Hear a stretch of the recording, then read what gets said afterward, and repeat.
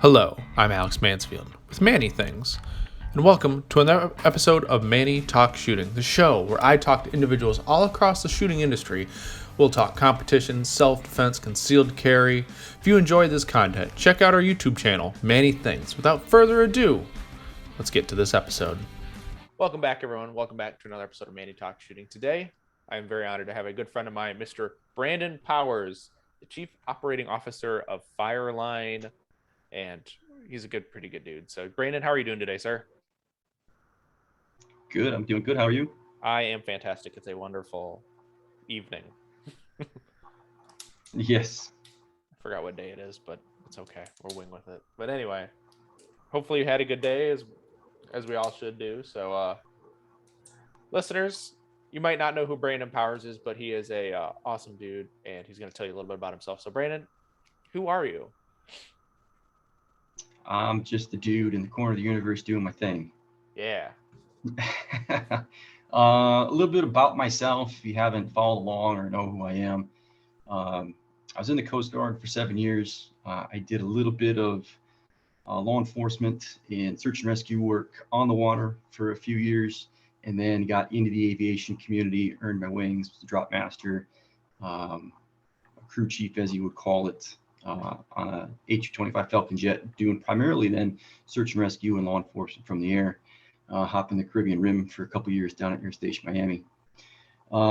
During my time in, I had this idea that I wanted to do something else and get back into kind of competitive lifestyle training and to give back, as you may have some individuals who are MIL or LEO currently or previously with experience. We come upon like certain injuries and overuse stuff from our time in and what we do. And my goal was I wanted to get back to that community at some point in time. And the way to do that was become a strength conditioning coach. So I got out of the Coast Guard in 2008. Went back to school at the University of Wisconsin La Crosse, where I earned my undergraduate degree in exercise and sports science and specializing in other areas of interest is like nutrition, strength conditioning, and coaching competitive athletics. During that time is when I got my start into strength conditioning coaching. So around 2009, I started coaching various different sports at school, primarily wrestling, as that's kind of my background and what I did for almost over 2 decades, working with combative athletes. And then after UWL, I got a job with the Air Force as an exercise physiologist, working with active duty and reservist individuals at Ellsworth Air Force Base. Had the privilege of working with some pretty great individuals with security forces, the B-1 pilots, SEER, and EOD individuals, focusing on human performance and strength conditioning to ensure that they can do their job better outside the wire when they go and do what they need to do. Unfortunately, that kind of came to an end during furloughs and cutbacks, and over 80 positions, all of us were wiped out at that time. And that's right around 2014 is when we got into the firearms business. But before we got into the gun business, while I was at Ellsworth, I also earned my master's degree in recreational sports science with an emphasis in coaching education from Ohio University. So been coaching quite a bit for 20 some years now at different levels in different fields. But for the last 6 years have been entrenched in the firearms business, running 2 different locations, one in Rice Lake, Wisconsin, and one in Appleton, where I'm currently at, and also doing a lot of firearms instruction and really just trying to make sure that our customers have great product to buy, but also have a great service from a training standpoint and bring in a lot of the sport and human performance stuff that I've done before previously into the firearms realm and like bridge and mix things up.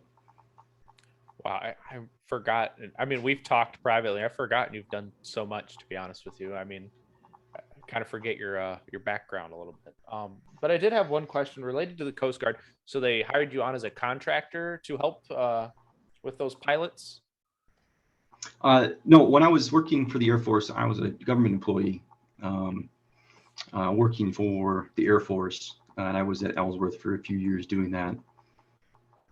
Okay. And then why is it, to explain to the listener, I guess, is why did those individuals need a strength and conditioning coach?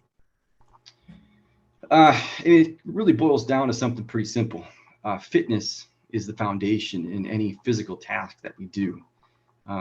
Certainly, fitness lends itself and has more benefits to certain things that we do, but in the end, you have one body that you're going to take through this entire game called life, and it's better to continue to prepare that and build the foundation through fitness, because everything will be easier no matter what you do. So, I mean, kind of ask you, be more specific about your question, is that when I worked with B1 pilots, a lot of their complaints was they're in the air for 12, 13, 15, 16 plus hours at a time, and they're constrained to one position. And a lot of it is, just doing circles in the air, if they're not going from point A to point B, and just kind of hanging out. So it's corrective exercises. It's doing a lot of prehab, rehab work. And again, you're like, oh, you sit in an airplane, like how hard can that be? Well, for one, the seats aren't very comfortable. And if you've ever been in those positions, it's very stressful, very cramped, but it takes a lot of physical and mental, endurance to be able to do those jobs. And again, like just going back to everything's easier through fitness, as there's so many byproducts and benefits that come out of it, that those individuals too, like even though you think like, oh, sitting around in your butt for 15 hours isn't a big deal, but it's still very exhausting to do that. And then just with the other people too, working with them is, very physical, demanding tasks, wearing kit, rucking, being outside the wire, off base, doing things. And another big statement and mission that I had while I was there is, it's, when you take the oath and you put on the uniform, you wear a badge, you wear the flag, your job is to protect and serve and defend the country, your community, whoever you're there to help. So at any point in time, you need to be able to act, and you need to be prepared to do that. And again, it's back to the main point. Everything is easier through fitness. Mm-hmm. Agreed. I myself have been going through a fitness challenge or lifestyle change through these past couple of weeks. It's been quite interesting in the mindset I've taken to it of the fitness and activity levels that have increased, that have actually kind of made life a little bit better, home life and physical fitness. So it's been quite nice. Yeah, it really changes how things work. And for a long time, I always thought like, fitness was all a physical thing, until a number of years ago, I read some books and information for some pretty smart people that are smarter than I am. And it really changed my input and my belief into that. It's more of a mental thing, and how physical activity continues to rewire the brain, and the brain's just a big piece of Play-Doh. So while you reap the physical rewards of physical fitness, the brain is reaping even more rewards from you being physically active. Mm-hmm. And I know that we'll probably discuss a little bit more later, but when you go through some of your coaching, it's not just all physical; it's mental and cognitive and vision-based training as well, Yes. which will be I know we'll dabble a little bit into later. But guys, if you can get anything from this, is that fitness is a big part of life, and the fact is that the more you put into life, I guess the better it would be. I mean, the better you get out of life, I guess, but it applies to shooting in a way, and we'll get to it. So stay right there with us. So, but Brandon, other than going through schooling and going back and getting your master's degree, have you taken other? I'm assuming you've taken certification courses and learned other physical instructors or fitness coaches. I'm assuming. Yeah. So like, one of my certifications or accreditations, you could say, is I'm a certified strength conditioning coach through the National Strength and Conditioning Association, also a certified personal trainer through them. Because they're accredited certifications, I and my colleagues are required on a biannual basis to uh, earn so many continuing education credits or units. We need to go to conferences. We need to attend different types of training. We need to show that we are continuing to put forth the effort to build and mold and continue to learn. and not just be stuck in what we learned back in school and be about this mantra of, well, this is how I've always done it. This is the way to do it. Um, so yeah, over the last, let's see, since 2011 was when I became a certified strength coach. I can't tell you how many hours that I've spent, learning from other professionals within my field that have really established themselves as the go-to leaders in the field. And they, these are the ones that continue to write the books that are peer reviewed, to write the research that's been peer reviewed, and have cemented themselves as the go-to people. And it's not just anecdotal things that they're saying. It's mixed in, of course, with their theories, but then again, they're tested and proven in the lab and the research. So you've got a little mixture of both. But yeah, a lot of continuing education in the field of human performance and sport performance that I belong to. And can attest to your knowledge and what you're able to do. I know uh, you've you've gotten this one class that I would like to talk about that you really didn't know if it would kick off the ground without adding shooting to it. Do you want to discuss a little bit about peak performance a little bit? Yeah, so peak performance, its the official title became to be peak performance, becoming a better, stronger, faster shooter. And the idea, it's kind of back up to like just say 2014, 2015 when we first opened the doors to our facility, our first facility. I've always had this idea that um, the physical aspects need to be applied, and maybe applied uh, in a more broad generalist way into the world of firearm, whether it's defensive or competitive shooting. If you go back to the defensive standpoints, I mean, the tactical community, the military and law enforcement have embedded individuals like myself in their units for a number of years, over a decade. So it definitely has its part, and the civilian counterpart side of it's trying to catch up. They're still really behind, in my opinion. But yeah, this idea kind of came along, and threw it at some people, and they're like, it's a really good idea, but I really think you're gonna struggle to get shooters to come and learn about it. So I kind of like caved into the idea that, okay, we'll add shooting into it, but it's not going to be a 2-day class consistent of all shooting both days. It's just, we shoot the second day, because the first day we're talking about the physical prep of what you can do off the range to complement, on the range. And again, like, this class is not, I say, dedicated to competitive shooters and competitive shooting only. There's so many different aspects you can take in this class, in different curriculum that I can put into this to make it to whatever it needs to be, as long as we have the context of what we're trying to explore and trying to meet. But the first day, yeah, and I mentioned to you kind of offline, like the generalist approach to specificity is, you have this generalist approach as a strength conditioning coach, as a physical prep coach, to essentially work with individuals and then make them a better version of themselves, a better athlete. So then they're gift wrapped and given back to the coach, the sport coach, say, here you go, now go excel within your sport. You'll be that much better because you spent this time here. And the stuff we cover on day one of peak performance is, it's not hard stuff to do. It's very simple, and it doesn't compete, and it doesn't need to compete with your time that you're going to take to train with your gun. It's meant to be supplementary, complementary in an auxiliary way, to make you better at what you really want to obtain. So like, as a strength conditioning coach, that's exactly what we do. Every day we work with athletes, is they're with us for a brief amount of time to make them as best as they can be in their conditioning, movement patterns, and all this other stuff, so they can go back into the sport and apply that stuff into their sport that much better. And that's kind of the whole point behind peak performance, is looking at the physical aspects of what needs to be done, whether you're on a square range abiding by the 180-degree rule, or in the world of 360 degrees, that anything can happen at any time, and you need to be able to move, make decisions, see, do all this stuff that any other field sport or court sport athlete that has open stimulus can do just as well. Hmm. Agreed.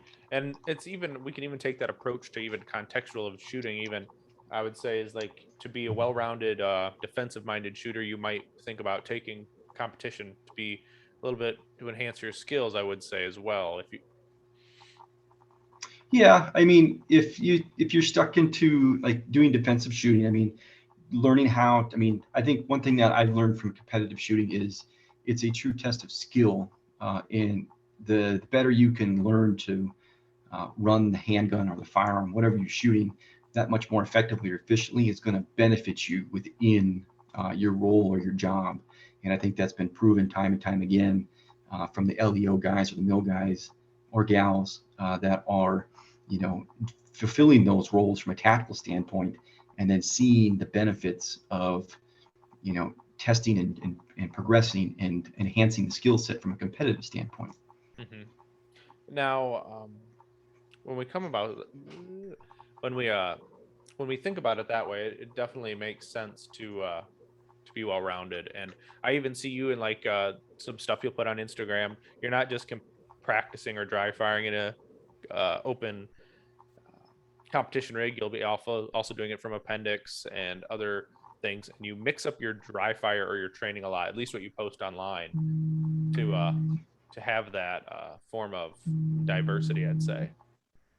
Yeah, I mean, and that's kind of the thing. Like, I think sometimes we get possibly too stuck in certain ways. And I've talked about it before, like on social media about periodization and training plans and like how to do stuff. And that's something that I bring, I think, to the table, like in how to like build plans and how to train, because that's a big part of what I do and did as a strength conditioning coach was periodization, like laying out training programs, whether it's going to be 52 weeks long or over 100 weeks long, and trying to break things down, to have a game plan. And I know there's several shooters and instructors that talk about it as well. As like you've got to, you know, deliberate practice, dedicated practice. You've got to have a plan to do this, this, and that. But you know, sometimes we kind of get just stuck in our ways, and you know, like you know, it's inner 11 training or versus block training. Like which one's better? Sometimes one's better than the others, and what it is, what is it? It's kind of the same thing like in the strength conditioning world, like concurrent and conjugate training, like how you lay things out, how do you do things. But I really think like the randomization, the mixing things up, once you have a baseline or foundation built, is really the best way to train to kind of work different avenues in different areas to stay sharp in all of them. And really, in the end, there's not much difference between them. Hmm. Agreed. And honestly, I think it keeps the. I mean, I know we all like to have a serious training plan, but sometimes it's just honestly nice to kind of goof off with your training and mix it up, and do something you haven't done in a while. I mean, like if like it. This is being recorded before nationals, but I mean, people have been practicing the goofy one weak sided reload like for 2 weeks now. Yeah, and I'm not quite sure why. I think, you know, I agree with Tim Herron. He made a comment about it. It's like it's a 40-point stage. Hmm. It's pretty minuscule compared to the rest of the match. But you know, again, like this idea, this weak handed reload. I think people think like, oh, this is a new concept. But some people have shared about it. It's like Eric Raffel was doing that 8 to 10 years ago. So it's, you know, there's hardly anything ever new Hmm. invented, and everything's just kind of like in this cycle that goes through. I see it a lot in the fitness and strength and conditioning world.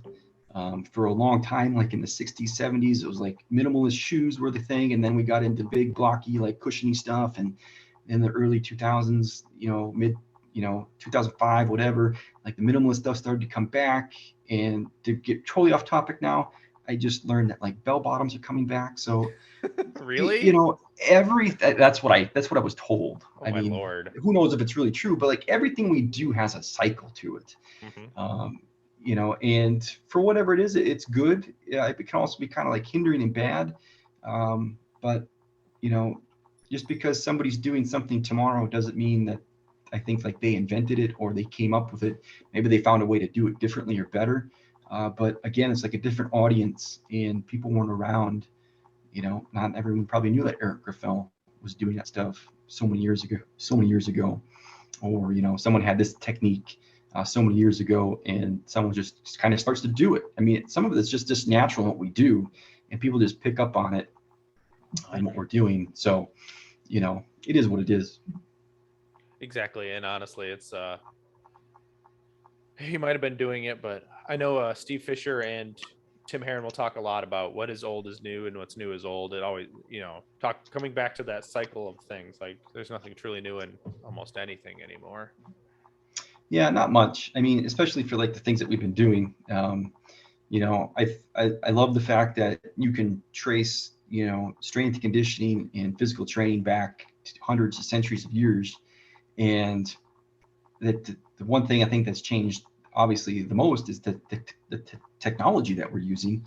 But for the most part, I mean, a lot of the strategies and stuff that we are using, the methods, have just been refined over time, and it's following the same basic stuff that they were doing centuries ago. Mm-hmm. Agreed. And I mean, it's either what low reps, high weight, or high reps, low weight, and a whole bunch of other different things. And Yeah, it's a constant, and that's the thing. Like, you can have all the parameters in front of you. And one thing that I kind of took out of school and learning from people, and the people that I learned from, was like, developing programs, being a strength conditioning coach. 10% of it is the science, and 90% of it is the art form. Like, how do you apply it? And the same thing can be said about anything you do, especially when it comes to like coaching and teaching, instructing. It's like, well, here's how you do this, but how is it applied? Like, how do you share that knowledge? agreed. Definitely. Now, to kind of get back towards a little bit of more of our shooting, was your first time shooting in the military, or did you have a history of shooting? Um, growing up in Wisconsin, you typically did I'd say the average gun owner thing. You went hunting every year, whether it was deer season or, bird hunting in the fall, or you just went in the backyard and shot guns with your buddies and your dad and your grandpa and whatever else. But I would say like first real kind of introduction into a structured thing was joining the Coast Guard and going through that avenue, in doing that. That was kind of like the first, I think, structured introduction into firearms that I had. Now, if you could say one thing about that introductory to firearms with the Coast Guard, what would that kind of be? Uh, you know, it was so long ago, trying to like remember more about it. But the thing is, like, people kind of ask me sometimes too, just tonight, like someone asked me, like, see, you do a lot of stuff with handguns, but do you do anything with like rifles or carbines or shotguns? And I said, kind of, I do. Like, there's guys that work for me that are, I would say, more versed in that field, in that area.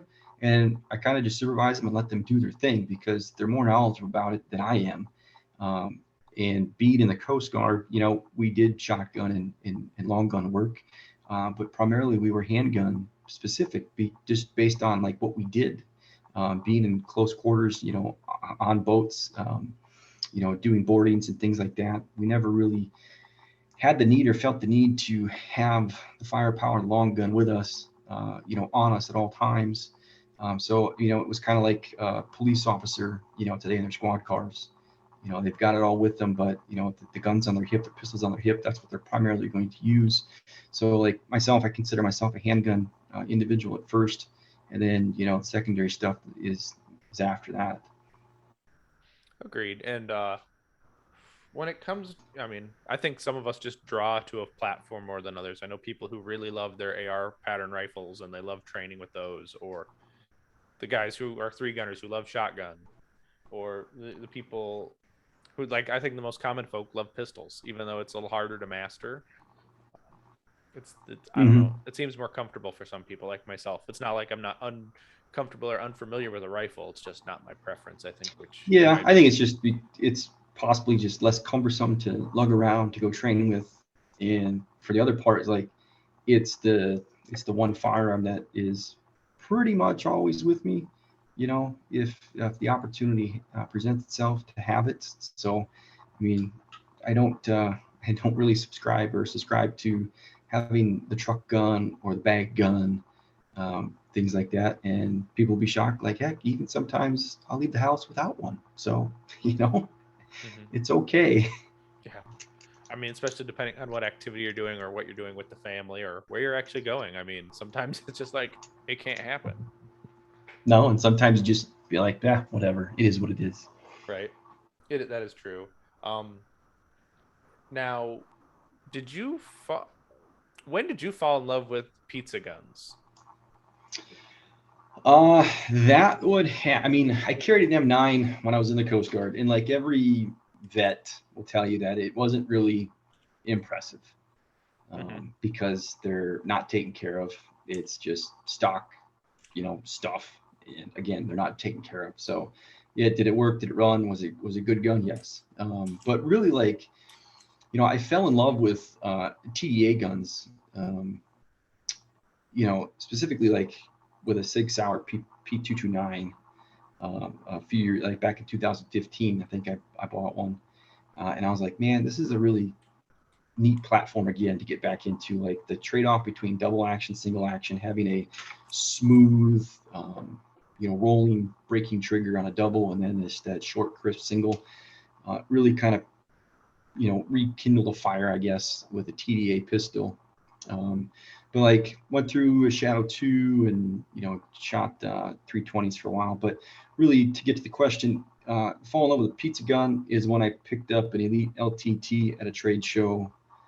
I want to say back in 2018 or 17. It was right after they just came out, and I was like, this is not the Beretta that I carried. Hmm. Um, and I was like, wow, this is really neat, really different from what I was used to carrying when I did.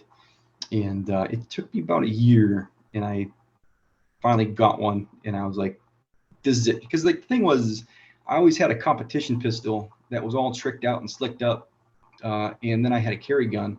And while sometimes it may have been like the same similar platform, they were pretty different in overall aspects. And I wanted to have a gun that you could carry and consider it like duty safe. Hmm. And like my carry guns have about, just shy of a 6 pound double action trigger. And, they're just shy like 3 pounds in a single action. So it's not like overly light or overly, crazy in any aspect. But I wanted a gun that I could, go to the range, compete with it, and then put it right back on and carry it, and not have like two separate platforms. Shooting production and carry optics, like that's totally doable these days. And you don't necessarily need to have, I think, like that tricked out competition gun, because a Langdon Tactical Beretta lets you do both, and have a great gun in both means. Hmm.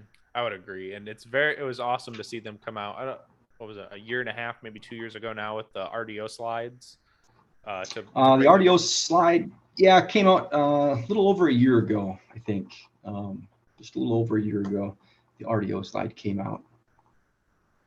And So yeah, it's neat what they did to like re-engineer and redo all the parts in the slide to be able to cut and mill the slide to put the dot lower and give it a solid mounting plate, and everything they did to it. It's pretty amazing.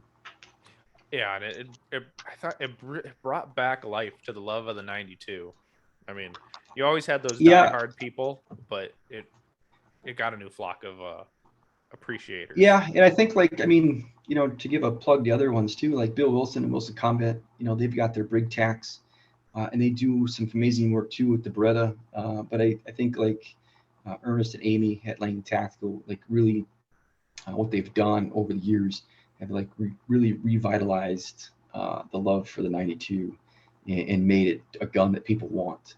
Hmm. It kind of got everyone's bad taste of the M9s from the military days. Yeah, and that's kind of the shame too, because you're not, you don't have a really large test bed to look at things or to compare things. It's all you're doing is like you've got this crappy hunk of metal, and you're like, this isn't really great. So, Hmm. but you compare it to what's out there today, it's completely different. And I've known people that have sent M9s to them, and they brought it back, and they're like, completely different pistol. Hmm. That is pretty fantastic. I know you just mentioned carry optics and production. Are you still primarily going to be a production shooter going forward, or are you going to dabble in both still? I mean, I still probably dabble in both. I like to shoot both. Primarily I like irons. I like the production game. It's just different. Having additional constraints, mag capacity, things like that. Stage planning is a little different. Uh, you've got to have a couple different steps in there on what to do. But I really like irons. I'm not saying that I don't like the dot, because I do. So I mean, like, I switch back and forth. So I mean, pretty much like shoot production and USPSA, and then just kind of like having fun with the dot and like shooting IDPA and things like that. Because even in IDPA, like, everyone's in the same capacity limit. So, whether you shoot SSP, ESP, carry optics, it's still 10 rounds plus one in a gun for division capacity. So it's kind of like just shooting production in USPSA. Mm-hmm. Yep, with just a couple different rules and some awesome warm weather vests or fishing vests Yeah, or whatever. you wear a puffy vest or a sport coat from Eddie Bauer, like, you're set. Mm-hmm. I mean, you got to be fashionable on the range, right? Absolutely. Yeah. Now, when I know you said you've taken plenty of instruction in the physical fitness and strength and conditioning side, have you taken a bunch of courses from your peers in the firearms industry? I have. I think some great classes that I've been to. Obviously Tim Herron's class, and taking classes from Ben Steger and guys like that. So yeah, and the other thing too is, it's kind of neat getting out to meet and know more instructors, and the maybe like the banter or the talk offline, learning from each other on how to do different things, is neat as well. So definitely have spent some time continuing to learn how to and what to teach as far as firearms go. And would you have said taking those classes has molded you as an instructor to better educate your students? Say that again. Would you say taking courses from those other instructors like Ben and Tim, has it molded you and changed ways of how you've become a better instructor for your students?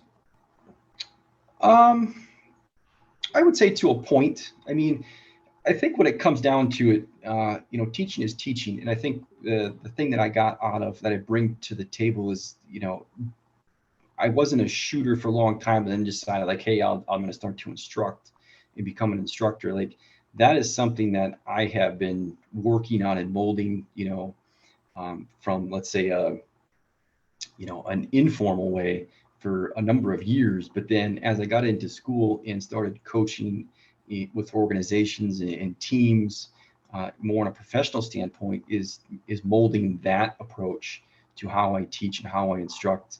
I think the biggest thing getting out of going to take firearm classes is how certain instructors, like, how they mold their curriculum, how they structure their programs, and how they control the line and the range, and things like that.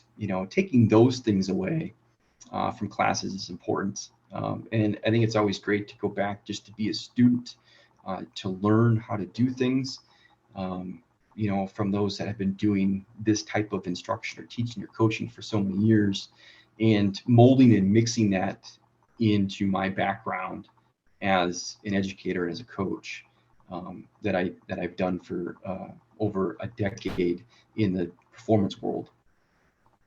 Gotcha. Makes definitely makes sense, and I think as long as people continue, I hate to say, or I always hate to hear, always a student until someone actually means it. I mean, most people say they are a student. The instructors who say that they are always a student. Yeah, I mean, it's kind of like I don't know. Sometimes it's empty worded, and it's just like a buzzword and a statement to say, like, hey, I'm always learning, but yet they fail at times to, like, turn an ear and, like, have an open mind into other ways to do stuff.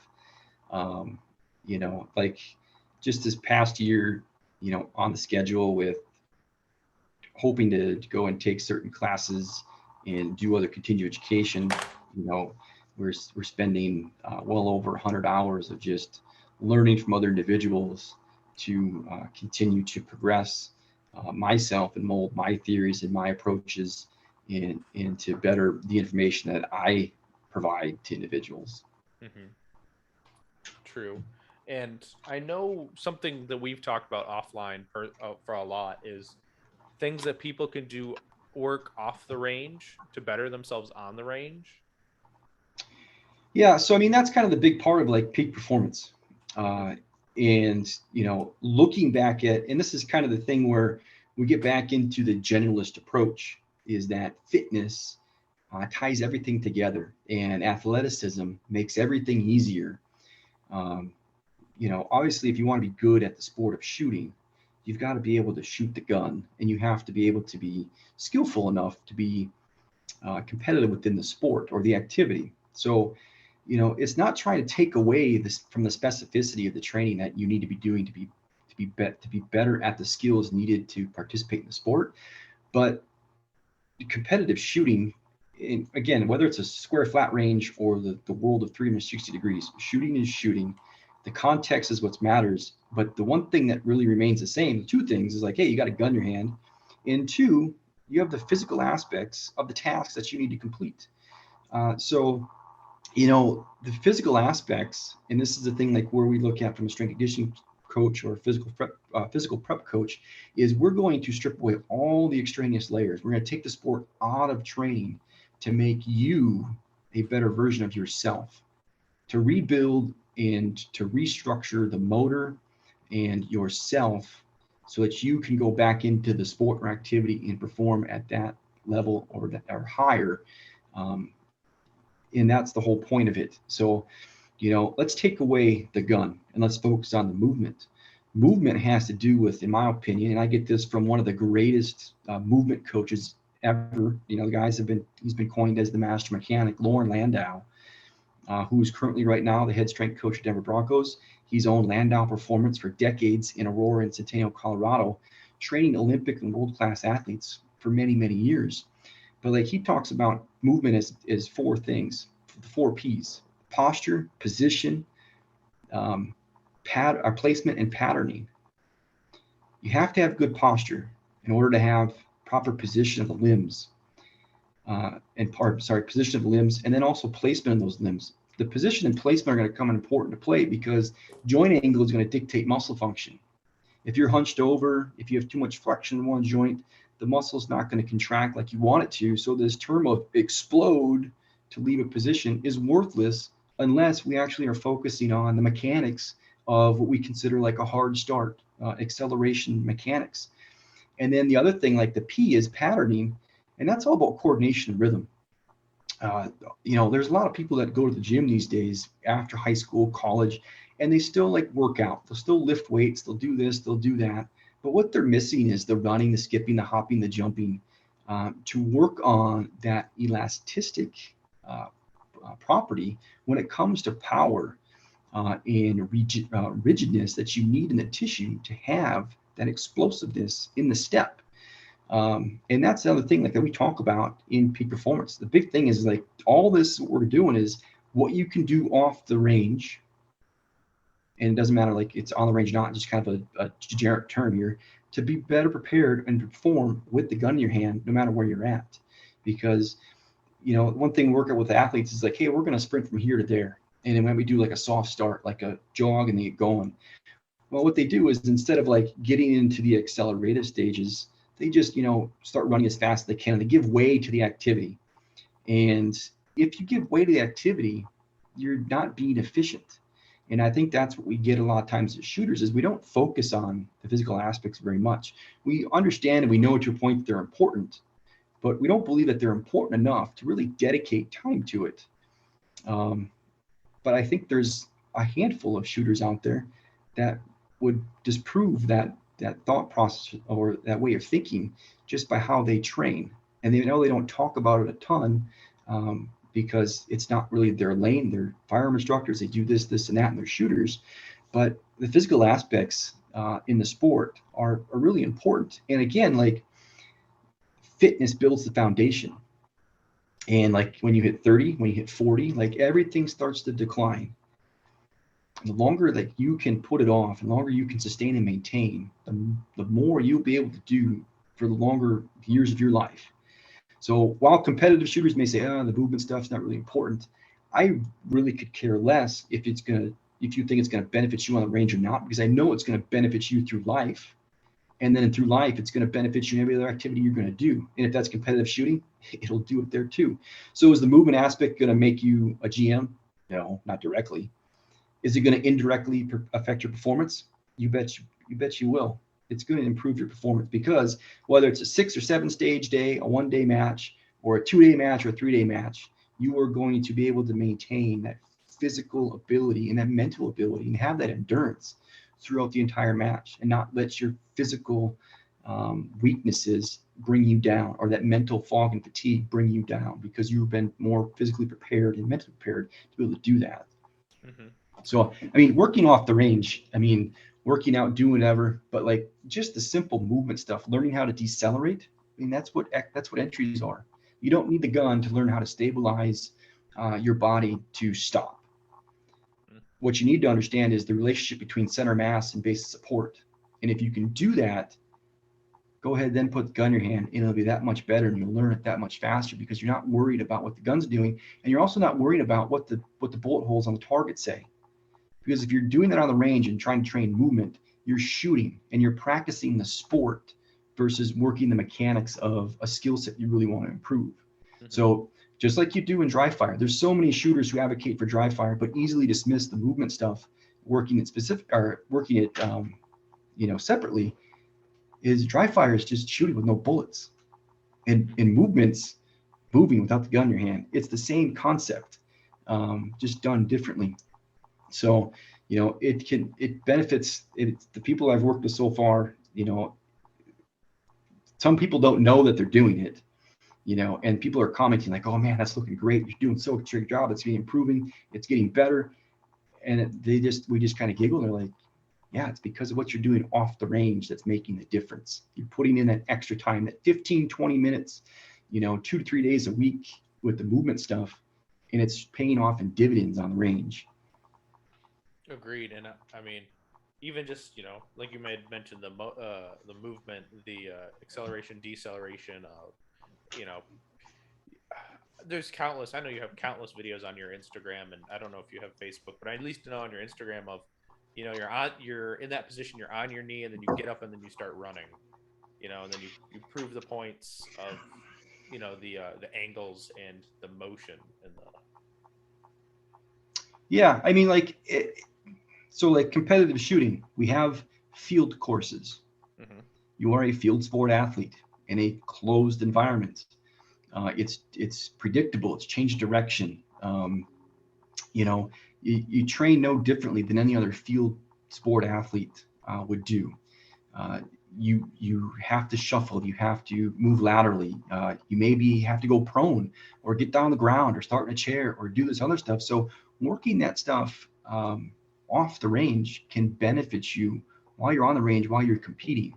And that's kind of the thing that, I bang my head against the desk sometimes, because people are starting to catch on, but it's taking a little longer to do so. But it's like, this is a huge physical aspect part. And this is like one of the easiest things you can do to improve upon and make yourself a better competitor. So why would you not want to give it a shot? Or why would you not want to do that to gain that competitive edge? Because, I mean, if you dry fire today, the guy next door probably did, and your buddy on Instagram probably did, and his buddy, his buddy, his buddy. But which one of you took the extra 5% to do just a little extra outside of working with the firearm? I mean, that's the difference between that. That's going to make, in my opinion, if you put that much time and dedicated effort into the firearms training, that's what's going to make somebody difference between being great and being good. Agreed. And if we want to look at it, like if we look at Rob Latham, he was super athletic back in the day. He's getting up there in age. Was. Yeah, and people will say like, well, here's the argument. Like, he's an excellent shooter. He's old. He can't move like he could. But you know what? He is a great shooter, and nobody can discredit him for that. That guy can shoot lights out of anybody. And he's been doing it for years. But again, like, you look back and people said like, man, a guy was an athletic monster when he was younger. And he's still athletic in his state today for what he needs to do to be successful. And here's kind of the thing too, like going back into this whole fitness thing or athleticism, we have this image that in order to be fit or be athletic, you have to, meet this certain physique. And it's complete nonsense. If you look at professional athletes across the whole variety of sports, even within some sports, you have different shapes and sizes of people all throughout competitive sports, professional athletes that are more athletic than you and I right now sitting here, Mm-hmm. you know, more athletic than the majority of people in this country or in this world. And they're very good at what they do from a skill set standpoint, but they're also very good just from a generalized standpoint of being able to function well, being able to move. And, I think that's some of the things that you see those older guys and gals doing now in the sport of competitive shooting. They're still dominating because they were that much better back then than everybody else. And they were doing things differently. Agreed. And I mean, You know, go ahead, Brandon. I was just say like, but one of my biggest things like with peak performance, people are like, oh, I've got to get in shape before I go to this class because they think it's like this high speed, low drag type of thing. It's the same kind of message that people say like, well, I need to practice more before I go to a match. I was like, Yes, no, I you hear that all the don't. time. So like, but in peak performance, I say it doesn't matter like what shape you're in or what condition you're in. I mean, I've had, the super fit athletic people in class, but I've also had the senior aged individuals in my class as well. And this is the thing, like in peak performance, you are going to learn what you can and cannot do, and you're going to learn what you can do and how you do that better. And that's this type of thing, like as a strength conditioning coach, learning that when you have a team of athletes of whether it's 10, 12, 20, or 30 athletes, at any given point in time, you have different athletes, whether they're 100% ready to go, they're returning from injury and getting ready to play, or they're on injury and they're not ready to back play yet. So you've got like all these plans. You have plan A, you've got plan B, you've got plan C, and you got plan D. They all follow the same scheme, but they're modified for every single level of ability that is presentable in that day. And that's the same thing like going into in the firearms world. Like I've got my curriculum that I want to present, but if somebody can't do something, like here's the modification to keep them engaged and to keep them going, so they don't feel alienated. They don't feel like they're not a part of the class anymore because they can't do something. Mm-hmm. And sometimes I think like being in some classes, I'm not going to name drop stuff here, but like I went to some class and it's like, well, so and so can't do that, but the instructor didn't make any point to like modify thing to keep them engaged. It was like, whatever, I'll come back to you later, and they just forget about them, and that's not right. Mm-hmm. You've got to continue to find ways, even if it's just shooting. Like people may have deformities in their hands or different abilities in their digits and how their fingers and hands work, but how do you continue to make them engaged? And I think that's one thing from a personal trainer working with a general population for a long time is I work with all kinds of people, from little kids to senior aged citizens, and through the entire spectrum is that, yeah, I've got this plan, but now we're going to modify it to let them continue to partake and be active, because that's the most important part. I tell people is like, whatever you do, don't stop moving, because the moment you stop is the minute you start dying. Yeah, I mean, literally, I can speak from experience. Like my beloved grandfather who passed away a few years ago never stopped moving. He even after retirement, he would tinker in his his driveway with lawnmowers and everything. But as soon as he had an accident and broke his hip, he stopped Yeah, it's moving. and over. It's and done. we lost. I mean, we lost his personality. His old age got to him, and then eventually, maybe a year or two later, he was gone. And that was the unfortunate part because he didn't. I mean, he still took his afternoon, or I'm just closing my eyes. Don't. I'm just resting my eyes, as he always would say. But he was very Mm-hmm. active for how old he was. Yeah, and that's awesome. I mean, and that's the thing I tell people, no matter how old they are, I said keep moving. just keep doing something. Like, and going back just to the physical activity aspect, like it doesn't have to be hard, high intensity, like lifting all the weight you did when you were younger or doing those activities. It's just going to do something because your brain loves physical activity, Mm-hmm. whether it's the gym, the pool, the sidewalk, a bike, a hike, going to play. Like, to me, that does just as much, if not more, than the mental management stuff. Shooters talk about in visualization and mental, preparedness for competitive competition. The brain continues to be rewired, and there's so many chemicals get released that improves memory and mood and function, and it's all from physical activity. Mm-hmm. Would definitely agree. Like lately, I've been just going for a walk with the wife, a walk with the dogs. It definitely makes a difference, I think, and at least in my mood and my mental remembering. I'm terrible about remembering things, but it's been getting better lately with the release of serotonin and feeling good and the physical exercise. Yeah, and that's great that you have your take on it, your experience, and there's many individuals like you that have that same experience. But then also another amazing part of it is it's all backed up behind science as well. Mm-hmm. Being in the lab and seeing like the difference between the brain capacity and the brain health when people die, like physically active, not physically active, or like what's being done when someone's physically active versus not, and test scores in kids and function. It To me, like, the brain wins out of anything when it comes to physical activity. I mean, and that's the great part about it, is it like that's the CPU, that's the thing that runs all of us. And if that's not functioning right, it doesn't matter really how strong you are. You're not going to be able to do what you can do for a very long time because your brain won't be healthy. Exactly. And I do want to bounce back to when we were talking a little bit about peak performance. I had this Mhm. thought of no two people are the same. They don't have this. You're not going to give them the same plan of attacking something. Like I'll use our good friends, Mr. Joey Fritsch and Mr. Tony Salas. They're completely two different body types, two different personalities, and two different walks of life. Mhm. Yeah, and like that's the thing too. Like, I mean, you could write something down on paper and say, "Here's your plan, here's your deal, and this is what we're going to do." But no two people move alike. And this is kind of the other thing. Like, if you really want to dig into the weeds of performances, going back into some of those four P's of the movement puzzle, is you've got to be able to understand and look at the angles that people get into to be able to really apply and help them. Giving a one size fits all is more like a one size fits none, Mm-hmm. because it just doesn't work. Like, so yeah, if you have different people in different sizes, different walks of life, you may have to modify things or change things up for individuals and how they work. But you know what? At the end of the day, they're still following the same scheme, the same method.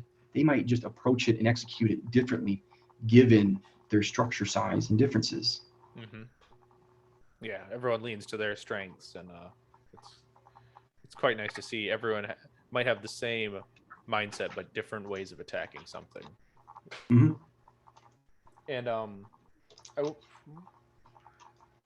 but to be honest with you, I think that I need to ask you another question. Sure. What we're big on fitness, we're big on keeping the body moving and whatnot. But when it comes to like your nutrition and maybe even more specifically on match day, you know, what can you speak towards that a little bit? Water is important. You got to stay hydrated, and not just on match day, like any day. Mm-hmm. When it comes to nutrition, I mean, uh, muscle function, potassium is important. But also too, like match day, you need to have things that are like simple to digest. Um, you don't want a ton of blood rushed into your gut digestive system, taking it away from other parts of your body that could potentially like decrease performance. So small snacks, fruits, veggies, maybe some nuts or some salt, things like that. But some like just stuff really easy to digest, and also too like that may not upset your stomach. If we're going to an all-day match and there's lunch in the middle of the match, don't eat it. I don't. Mm-hmm. I mean, I wouldn't recommend eating it because you get like, if you eat too much, Then you get tired because your body needs to digest all of it. He's like, hey, energy needs to go here to get rid of this, versus being gone somewhere else to expel energy to do what you need to do with the match. So, Thanksgiving Day, everybody blames tryptophan, but it's because you eat too much. Hmm. It's not the secret ingredient in turkey that makes you tired. It's because you've eaten too much and it's time to just zone back and take a nap because your body needs to digest all the food you just took in. So, again, eating light, eating sporadically throughout the day, always just trying to keep like the tank topped off. Hmm. But again, like drinking enough water. Water is important. Yeah. And would you say at some point, I'm say you're sweating a lot, is water not going to do enough for you at that point? Yeah, like drinking straight water is good to a point. You can obviously at one point drink too much of it and it'd be harmful, but it takes quite a bit to do that. But like, yeah, that's what kind of like throughout the day, like, eating some sugary stuff, having some salty stuff, you get the mixture and you try to maintain a good pH balance. So a sports drink, like kind of a rule of thumb that I have, and a lot of other coaches I've worked with is like, if you're going to drink a Gatorade, get like an empty bottle, pour half of it into the empty bottle, and then fill both up with water. So you got like a 50-50 mix. Hmm. Else you're just going to end up pissing it out anyways, and it's like just money going down the toilet, because your Hmm. body can only absorb so much of that stuff at a time. So yeah, like water is good, but like you still need to have like potassium and sodium in that mixture to like have a good pH balance to stay hydrated, and to make it actually effective and work. Gotcha. Makes sense. Now, I know that you just shot IDPA. Well, not just shot, but maybe about almost a month ago now, you shot IDPA Nationals. Was this your first time shooting a national level event like this? I had shot in USPSA Nationals, I believe, two or I think 2 years before that, like twice. So national level event, no. First time I shot IDPA Nationals, yes. Now, what was your like? I know most of probably my listeners, and maybe some of them have experienced this, but what was that kind of feeling like going to a, like a national level event like that? Um, it was pretty neat. Like the Cameo Shooting Sports Complex where it was held was amazing. Um, Huge canyons, like kind of a huge canyon, with shooting into the mountains, and things like that. Really pretty scenery. Um, so I think if you have like a really neat event, it kind of like hypes it up a little more, that you kind of do that. But I would say a nationals level event is really no different than like a good level two, Hmm. or even can be like a really good local match that you may have, on a club that puts on excellent matches. Because you're really not going to see, I think, anything that's too crazy or like too over challenging. But it's neat. I shot on a Wednesday and a Thursday, given like schedules and what had to work out. So I didn't get to see all the studs shoot Friday and Saturday, but still, like, there's a lot of heat, on Wednesday, Thursday, and still, like, just to get to go out and shoot with some people that enjoy the sport as well is always fun. Hmm. Well, you got to shoot with Mister Les Kiss Martoni, which is always Yeah. a fun time Yep. probably for you. Yeah, Les and I have shot nationals a few times, USPSA nationals a few times, hung out, and it seems like every time we get together, it's at a major match, to get to shoot together. So, he's obviously an incredible shooter. So getting to watch him shoot and kind of go through his stuff and do things is neat. Hmm. Definitely is, and I would say, I don't know. I feel that I go for matches to, the social aspect besides the competitiveness. The competitiveness is why you want to go, but uh, it seems like the friends and the friendships you make and the experiences is what really makes it last, that you want to keep participating, at least in my end. Yeah, like I finally met, and I probably like butcher his last name, but Gorka Ibanza. Yes, I say his last name. I met Ibanez. Gorka. Yeah, Ibanez. I met him. Super cool dude, and kind of like understood some of his history, and that Eduardo de Cobo, the Spaniard over there in Spain, or Portugal, wherever he's at, shooting for Beretta as well, was was his first firearm instruction. That's where Corco learned everything from. Um, so it's kind of neat. Like you kind of put the pieces together, learn about people, you meet people, and again, it's having fun. And I mean, I'm sure you guys do it too. Like in your groups, you razz each other on the range, support each other on the range. You have a good time. You have laughs, the ups and downs, and it's a huge social thing. But also like you kind of go to like there for the competitive stuff as well. And I know this year you were blessed with the opportunity to go to nationals because of your friends Ernest and Amy Langdon at LTT. Yeah, so like IDPA is kind of weird. Apparently, a few years ago they changed it that you needed participation points, and the way in IDPA you get those is going to shoot their like major matches, whether it's a state match or a regional match, and you have to apply to go and compete. Amy just kind of called me up out of the blue on one day, and we were talking about peak performance and things like that, and kind of before it got launched out, like their LTT Discover stuff. We're talking about some things and plans with that. And she just kind of was like, well, do you shoot IDPA? I was like, I do. They're like, well, you want to go to nationals? I said, sure, why not? Let's go do it. And Les and I went out there and represented them. And it was a fun time. Mm-hmm. Well, especially I think for you, I mean, you started by loving the pistols, and then eventually getting to know more about them and meet the Langdons, I'm assuming. I haven't like officially yet, no, but definitely like conversations and things like that. Yeah, but hopefully here shortly we'll be getting together to do some stuff and hanging out. That'd be pretty cool. I know it's always a fun thing to go and meet new people. It's interesting, the power of social media. You feel like you meet people, you socialize, you talk with them over the internet, and then when you finally get to meet them in person, it's like you've known them your whole life kind of feeling. Yeah, in a way you have, yeah, because I mean, some people share more than others, Mm-hmm. so you might know more than most people do. Well, fair enough. That is true. But I know we're kind of getting near our end of our time slot. We're not right quite there, but I want to kind of go over, back to your role at Fireline. I know you're the chief operating officer. Kind of, I would want to say you're big head honcho. You're leading the instructors. Um, I would like you to kind of talk about your facility, and then what you guys kind of offer there. So we've got two facilities here in Wisconsin. They're both housed an indoor range. They have two separate bays in each location. They're 25 yards long. One has 12 total lanes. The other is 14. But outside of the indoor range, being able to shoot guns indoors all year long is a plus, especially in the wintertime because it's cold outside. So that's a big thing. But a full retail gun store, guns, ammo, accessories, and so forth, cleaning gear, your eye protection, range bags. Well, you kind of name it, it's there. Um, we have a full rental section of guns. People can come in and rent, try things out, go on the range and shoot them.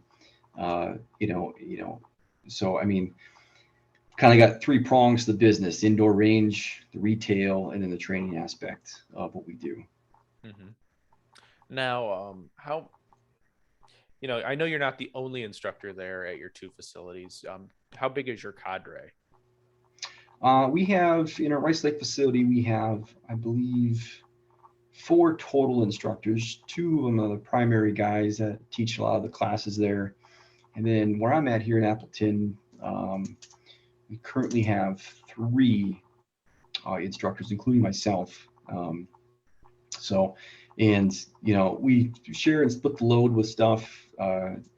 Some guys might teach concealed carry classes more, or intro classes, or some of our intermediate classes. And then when it comes to other things, and I'll jump in and teach them as well, and teach some other stuff too. So we kind of like all split and share the load on what we do.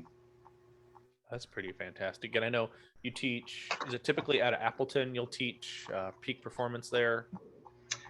Yeah, it typically I do that because our indoor ranges are different at each location.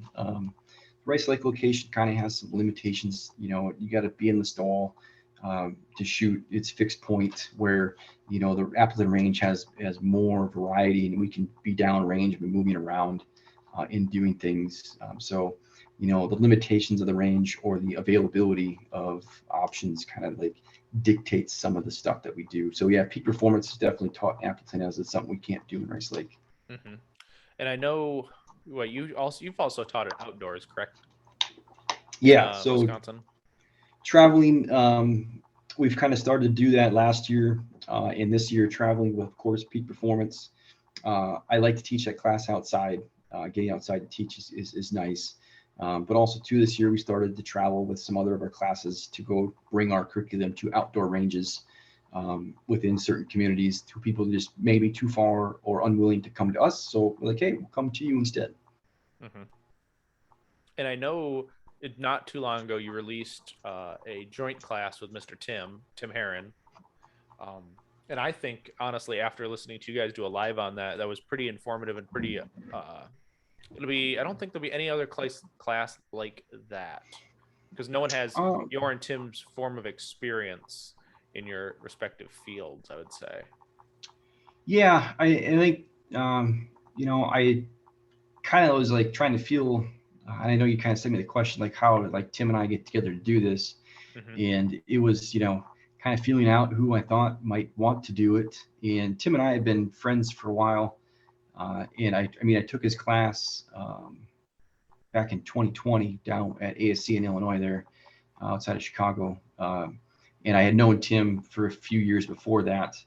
So we had known each other for a while, and I've been out to his place in New Mexico, hanging out and doing some stuff, and like we've talked training philosophy and methods quite a bit, and he gets where I'm coming from with the sports performance world of things, in trying to blend it together and that it has its place, has its purpose. And you're right, I don't think anybody has done or attempted to do what we're going to do, or brings that level of expertise into a formal training setting where you're combining the two together. I mean, it's a really unique idea, and I think it's something that can become very popular. And it's all people have to do is trust the process. Like I mentioned before, like this whole thing of strength conditioning and sports performance is not something that's new. Uh, the entire competitive athletic world takes part in this, and it's been being done for decades, centuries, and even thousands of years. So why not bring it to like the civilian side of the shooting industry and the competitive shooting industry and make it like a staple? And again, it's something that it's meant to like this, you know, be an accessory and complement your your specific sports performance, your shooting performance, versus just saying like, hey, you need to do more of this and take away from your gun training. No, no, no, that's not the point. The point is like, let's find ways to supplement what your deficiencies are so you can play the sport that much better. Definitely agreed. And you only have one of these classes scheduled, correctly? Yeah, right now it's on the schedule for February 4th and 5th down at Guncraft Inc., just outside of Tampa. I think it's actually called Ruskin, Florida, but it's down in the Tampa area. We got that one, and I've talked to a few other people, kind of put some feelers out to see where else him and I could put this class on as well in other parts of the country. And there's some ideas out there, and again, it's just trying to like do the logistics and whose schedule can line up with and what dates can line up, and trying to get a range and get a facility to do it in, and then again find weekends that work for him and I, and then for people that want to come, it's you just got to figure out the logistics out before you can put some on a calendar. Hmm. Do you already have other class? Do you have any traveling peak performance classes already scheduled for 2022? I've had talks with individuals again, and it's just trying to figure out some logistics into like what dates we want to do them, Okay. in pinning down some dates. So nothing's on the schedule yet, nothing's published, but there's certainly talk in trying to figure things out. So I think definitely going back to Ohio next summer. And I know there's some West Coast interest and some East Coast interest again. So it's again just trying to like get a facility to go to conduct the class, and then put it on the calendar and make it happen. Gotcha. So hopefully we'll see some traveling peak performances and whatever you decide to call your Tim Herron collab class. Yeah, we call that shooting performance development. There you go. Shooting performance development. Everyone should look out for that if it's coming to an area near you. But oh, this is a good one. Now, in life or in shooting, what has been your biggest like aha moment? In life or shooting? Yep, you pick. Uh, I think, combining the answer into both is to have fun. When I started out competitive shooting, it was, how quickly can I get to this, do that, and as far as like skills and stuff. And again, it kind of goes back to the generalist aspect of um, mixing things up so you don't get burned out, so that you keep enjoying the process. Um, and it was, last year, like taking a big break because of everything that went on last year with COVID and things being shut down and travel and this and that. And honestly, how busy we were at work, because our classes at work were insane, where our classes, we teach classes basically every week, and they were booked out 45, 60, sometimes 90 days in advance. And then just the sales volume that we were doing was like, there ain't no chance that we're going to shoot matches or going to travel and teach a class somewhere. And, that's some things too, like life happens, things go on. And for me, like going out and competing isn't something that I feel like I have to do. It's something that I want to do to make it enjoyable. And if I can go, I'll go. If I can't, know that I have something more important going on, and it's just not, I'm not going to go do that because I don't want to. So like for me, like figuring out and finding ways to have fun, because if you're not having fun, you're not going to continue to do what you're doing unless you're getting paid an awful lot of money to do it, which none of us are. So, I think my biggest thing is to be yourself, be you, always try to be the best version of yourself, and to have fun in what you're doing. Because then, I mean, it's a buzzword or a cliche type of statement, but you'll never work a day in your life if you have fun. And I think it's really true. And I think if you go through life looking at the positive stuff that you need to do and that you want to do, and you enjoy it, the world is that much more sunnier than looking at the glass half empty. I would agree. And I some people just take themselves too seriously, to be honest, sometimes too. And it's like, yeah, sometimes too, like, and I think I got that way a while shooting, was like, man, because, in the competitive market, in the shooting is like, well, if you're not this classification or that classification, it's like, what do you really know? So it was like, we got to get up here to like have some street cred.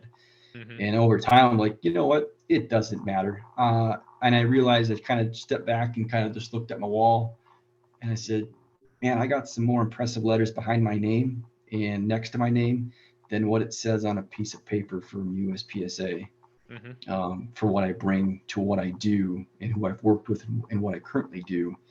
So, while I enjoy it, it certainly, I don't let it consume my life anymore.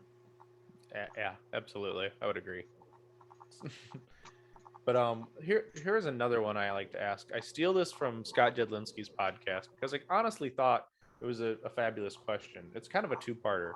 But what are things that either people can start doing or stop doing to get better? And anything or shooting? Anything, shooting, life, whatever. All right. My biggest thing is if you want to get better at movement, stop training on the range and stop doing it with the gun in your hand and stop air gunning it. You need to focus on the mechanics and do that. So stop air gunning, stop working movement with the gun in your hand. Mix it in later. And trust me, when we work with field sport athletes, whether it's or court athletes, whether it's football, basketball, field hockey, lacrosse, soccer, volleyball, doesn't matter. We all work on movement mechanics because that's what comes first. Learn how to move efficiently and effectively, and then layer in the sport specific stuff, and it'll be that much better. I hear it all the time. People say like, well, I go and do this, I do that, and my movement needs to be better. I was like, well, what do you do for your movement? Well, I do this, this, this, and it all entails the gun or it entails shooting. I say, take it away. I'm like, what do you mean? I said, just stop doing it and work on what you want and focus on what you want to get better at. The thing is, again, it's like the movement stuff. This is accessory. This is auxiliary. This is, stuff that's to complement what you want to get out overall.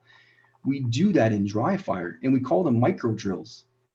If you want to get better at the draw, you could do the draw all day long from start to finish. But if you really want to get better at the components of it, you're going to break them down into those micro drills and then work from different hand positions. So we do it already, but again, you just don't know what you don't know. And what you were doing by that, I can't even say it. Not even gonna try it. You can erase that one out. Compartmentalizing. There you go. Yeah, compartmentalizing. There you go. Got tongue tied. Yep. But you're doing that stuff, and we do that same stuff like when we're doing the movement stuff. We are breaking down the skill sets. So one thing I say stop doing is stop going to the range to work on movement, work movement off the range, and then bring the movement back onto the range and practice the sport while you're on the range. The thing you can start doing is never stop moving. You got to keep going. Put on a t-shirt, sir. Yeah. So, I mean, the one thing to start is to never stop. Agreed. I would agree to that. Now, after those great words of wisdom, I would like to let you to plug whoever supports you, like sponsors or anyone who's given you, whoever you'd want to plug at this point in the show. Go right ahead, Brandon. Like I said at the beginning, I'm just a man in the corner of the universe doing my thing. Outside of getting a spot to go to nationals, IDPA nationals, me, myself, and I support myself. Things that I use, I have bought and paid with my own money. There's some mutual, support between companies, but no one has given me anything for free that I use per se. So when I use it, I bought it, I pay for it, and I'm certainly not getting things and then plugging them to help them out or be sponsored or an influencer for anybody. But the folks that do support me from maybe a non-financial way, Ernest and Amy Langdon Tactical, I think they make great stuff. I would say less Pepperoni, the guy, the DMGM now, has been a great help for what I do. And, him and I talk a lot about training. But for the most part, I mean, it's just me doing my thing and, being comfortable in my skin to do what I think is best for me and to continue to try to add value into what needs to be done. And I think that's one thing where the Langdons have kind of noticed, because they've launched, 2 different avenues of their business, Discover and Dominate. The Dominate's always been the gun.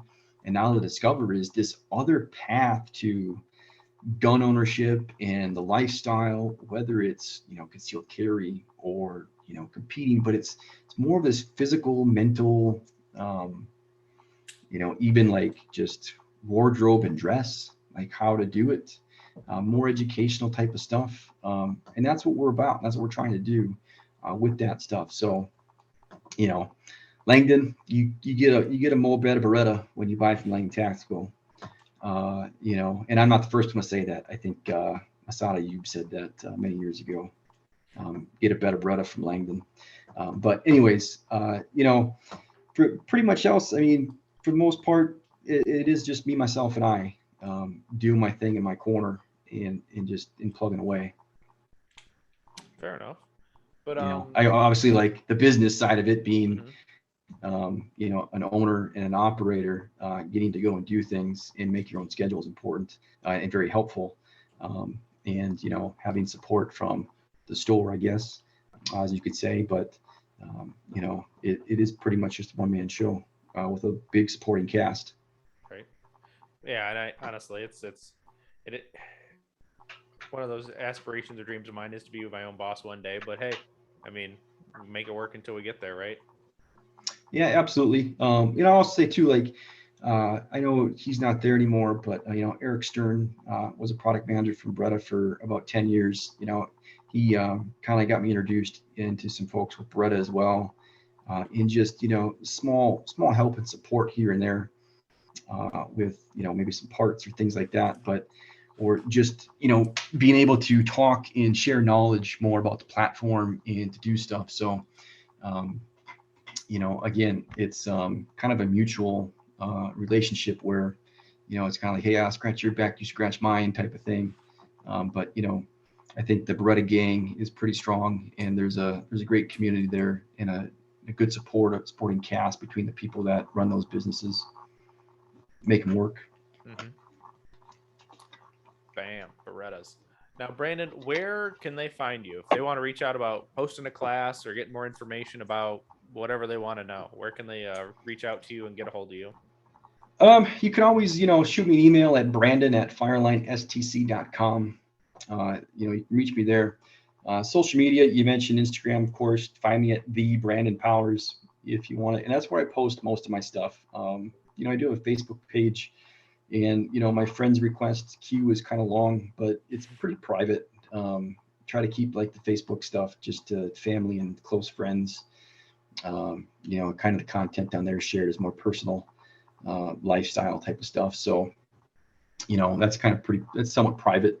But when it comes to training, guns, strength conditioning, coaching, all that stuff that we do, whether it's in the defensive market or the competitive market, you'll see it on Instagram. And that's kind of where I share a lot of, I'd say, my coaching insights or the material that we do and the curriculum that we do within our classes, and just the information I choose to share. All right, fair enough. I want to thank you again, Brandon, for coming on the show. I greatly appreciate it. It's been a blast. It's been an honor. I've learned a lot. I'll say that. My brain's hurting from all of the things I've learned tonight, and I know my listeners probably will too. So, guys, remember, until next time, get out and do the things. We'll see you on the next one.